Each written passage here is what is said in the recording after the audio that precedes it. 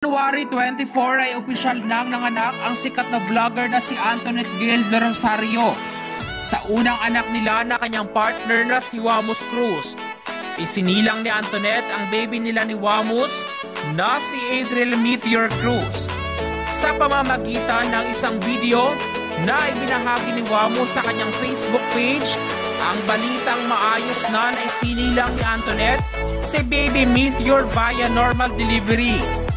Tuwang-tuwa naman ang mga fans ni Wamos at Antoinette nang marinig ang balita sa pagdating nga ni Adriel Meteor at agad na nag-viral ang video ng panganganak nga ni Antoinette. Samantala, sa panibagong update, nagbabahagi na ng mga larawan o ng baby face reveal si Wamos Cruz at Antoinette Gail de Rosario na kanilang baby na si baby Meteor sa kanilang Facebook pages. Samantala, masayang-masaya naman ang mga tagahanga ni Wamos at Antoinette sa pagdating nga ng kanilang baby.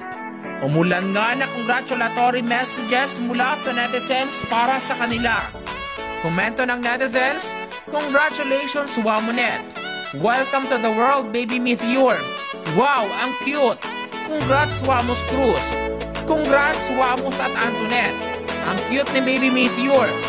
Matatandaang kinumpirma ng YouTube couple na kilala rin bilang Wamonette ang kanilang relasyon noong July 2021 habang inanunsyo nila ang kanilang pagbubuntis noong June 2022. Maraming netizens ngayon na nagsalita at pinagtanggol nga ang si Wamos Cruz matapos magkaroon ng face reveal ng kanilang baby Meteor.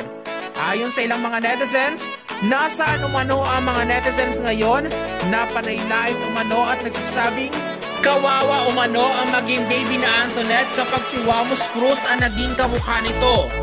Dahil sa pagkakaroon nga nila ngayon ng face reveal kay baby Meteor, makikita nga ng mga netizens na kamukha ni Antoinette Gail ang nasabing baby.